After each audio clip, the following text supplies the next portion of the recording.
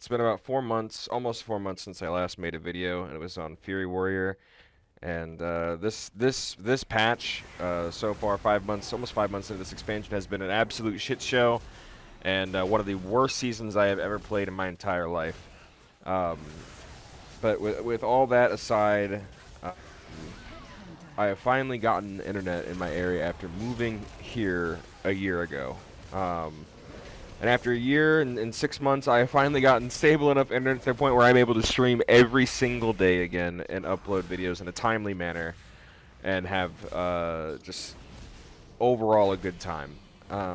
So before I start this video off, I just want to say that if you guys want to follow me, I'll put all my socials down below in the pinned comment, and that I'm back. I want to come full force now that I have proper stable internet. I'm just really excited to come back, and also this is just before 10.1, so that's pretty cool too. There's a couple things I want to talk about with next season, and what it means for Warrior. Quite a few things are changing, right? With some nerfs here and there, and the tier set changes. So most of you might know, in 10.1, the tier set is going to be operating at a 50% reduced effectiveness in PvP. So what does this mean? It's very straightforward as to what it means, but what most people don't understand or might not know is that most tier sets, not most, but some of them, come with no versatility, right? So not only are there going to be classes that are at a distinct advantage in PvP with having tier set bonuses, because again, for example, Windwalker, or Monk in general rather, has 3 pieces that have versatility on it, okay? As with Warrior, we have no pieces with versatility on it. Well, that's not true. We have 1 piece with versatility on it, but again, it's not worth picking up because our 2 set is 5% crit. Take that into factoring in the 50% reduced effectiveness, you can see where I'm going, that it's not worth losing all that versatility for a 2% crit bonus and crit damage, right? So it's terrible. So there are some classes that are going to be operating at a distinct advantage that come with versatility on their gear. Again, Monk being one of them. But as for a Warrior, we kind of get shafted. So we won't be using tier set unless this change, unless they revert it or do something else. I don't see us using tier set, very obviously. So none of our pieces come with any versatility on it. And if we even decided to try and use it with it being 50% reduced effectiveness, we are going to get rolled. I think it's just overall bad. So I think we're not even going to wear a tier set in this next patch. And I want to go ahead and cover now that the whole tier set thing is out of the way, and I just want to briefly cover that. Now I'm going to talk about so Warbringer, the PvP talent damage has been reduced by 65% in PvP. Now this is kind of a big deal. This is a lot of that like extra damage for us. That we normally wouldn't really have, but I guess in the sense of this season, it doesn't really matter. We never really used it that much unless we played it into like Mage Lock, for example, or like Ellie Demo, something like that, right? Then you could run like Warbringer for extra damage and then the root and all that, right? So sure, it gets nerfed. It wasn't really that big of a deal. It's more of a deal for Fury because it was more of a mainstay talent for them in PvP, but Fury was ass anyway, so it doesn't really matter. Rebound, I think this is one of the biggest things for us. It kind of reverts Spell Reflect back to what it was in Legion. I said kind of because it's like a budget version of it. Rebound, the PvP talent has been redesigned. Spell Reflect reflects the next 2 incoming spells cast on you, and reflected spells deal 50% extra damage back to the attacker. Spell Reflect's cooldown is increased by 10 seconds, right? So 10-second increased cooldown, and then this time it reflects 2 spells. I think it's a pretty big deal into casters. It's good for just, again, the mitigating factor of damage, of course. Now, you have to be careful with this because most casters will kick into your Spell Reflect to get precog, which is a stupid dogshit annoying mechanic, but they're just, I mean, that's what they do, right? So you could just cancel Aura Spell Reflect. You can even bait kicks this way so they don't give themselves precog. Like a mage, for example, will CS into fucking Spell Reflect to give himself precog so he can get like a poly setup or something. It's really annoying, but again, you have a cancel aura for that. But in most cases where they might not get precog, then it's good, right? Shockwave, I think this is a pretty big one, but again, the core talent tree is kind of hard to work this into effect to be able to use Shockwave. This is a big patch for CC, right? CC is going to get reduced and this is a pretty big deal, right? It's trying to shake up the game a little bit, and I think it's a good thing. We'll see where it goes. Shockwave has not been touched since, you know, Warlords of Draenor, I think is the last time it operated on a 3-second stun. In PvP, Shockwave damage is increased by 16% in PvP combat, and the duration is increased to 3 seconds instead of 2 seconds in PvP combat. So, pretty big deal. You can kind of rock the OG Shockwave, right? This could open up to potentially like TSG or something like that, you know, where you could land like triple stuns. Pretty good on demand. Again, in a patch where CC is being reduced. Now, also, Stormbolt has been reduced to 3 seconds from 4 seconds on the same cooldown. That's another thing that they did as well. Disarm duration has been decreased to 5 seconds. It was 6 seconds.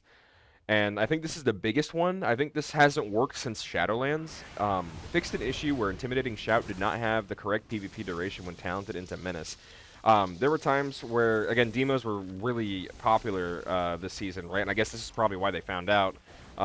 Is we tried to use Menace to CC pets, and I swear on my life it never worked. Just never worked. And it used to work in Shadowlands when I messed around with Prot a little bit in PvP, because haha, one-shot shield, you know, shield bash meme, and I did that for a little bit. It was fun. Menace actually worked properly, and the fear duration was like 10 or 12 seconds, something like that. I can't remember, but it did function. It worked.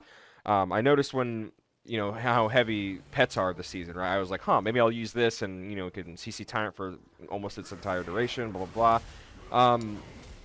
Wasn't working in PvP. So they're going to fix that, which is cool. I think that's a pretty big deal.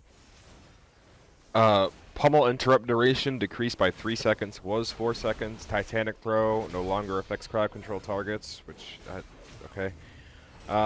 This one's a pretty big deal because it kind of nerfs our sustain healing a little bit. Pain and gain heals are for 3.5% of your max health. It was 4.5%. And then fixed an issue that prevents Spear of Bastion from being cast while the warrior was silenced, which I never really noticed that. For arms, the kind of a big deal. Fatal Mark now lasts 3 minutes. Was 2 minutes, so we went from 1 minute to 2 minutes. Now we're at 3 minutes for Fatal Mark, which is interesting. Bloodletting now also causes Mortal Strike to inflict rend on targets below 35% health if you have rend talented. Pretty interesting, I guess. Combines 2 globals into 1, but at a certain health point. I mean, that's kind of cool. Stormwall, which in PvP, again, that we never really used this, heals for 8% of max health, was 10%, whatever. And then these last two don't affect PvP combat, so it doesn't really matter. Fury, Invigorating Fury now heals for 15% of your maximum health instead of 20%, so the 5% nerf, kind of a big deal. Fixed an issue causing onslaughts with unpredictable behavior with Whirlwind's chain buff. I have no idea. I have no idea. All ability damage increased by 4% for Fury, and auto attack damage increased by 4% as well. Now these don't have the you know, not affect PvP combat modifiers, so again, that's a pretty big buff for Fury. Enduring Rage PvP talent has been completely redesigned. Movement impairing effects have a chance to grant you Enrage each second while active while enraged. Loss of control effects have a chance to grant you Recklessness for 4 seconds when they fade. Pretty big deal for Fury, especially with the melee style precognition thing that we can get on our gear next patch, which is pretty cool. Bloodthirst damage increased by 6% in PvP combat. Big deal, because that also translates to Bloodbath. Slaughterhouse PvP talent, the Mortal Strike is now 20 seconds instead of 16. It has come full circle, essentially, from what it was in Shadowlands, where it was a 100%, essentially a 100% uptime on 50% reduced healing. Now I believe it is either, I can't remember, it's either 36% or 40%, something like that. And it will last 20 seconds. It is basically going to be up the whole time at a higher reduced healing effectiveness than, like, say, your regular Mortal Strike at 25%, right? So it's basically come full circle. It's pretty interesting, pretty big buff, another massive one. Death Wish has been changed drastically as well. It is now a 4-second cooldown. It was 5 seconds. and increases your damage dealt and taken by 10%, and health cost increased to 10%, was 5%. It stacks up to 5 times now instead of 10. Um, this could see some kind of. I think this could be played. It just depends. I don't know. I want to mess around with it. It could potentially be useful.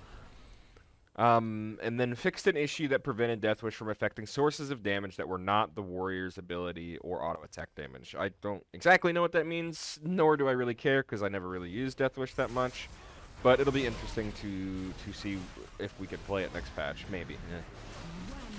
One last thing for Arms Warrior.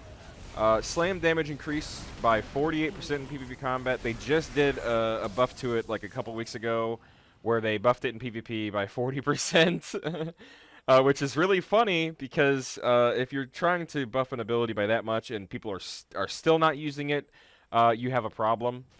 So they're buffing it by another 8% in PvP combat, which is a joke because, again, no one is ever going to use this ability. It still does not do any damage.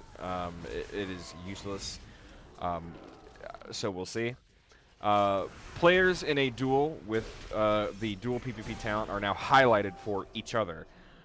Makes it easier to see, to call out a swap to the warrior for using duel, etc. You know, I guess it's cool, right?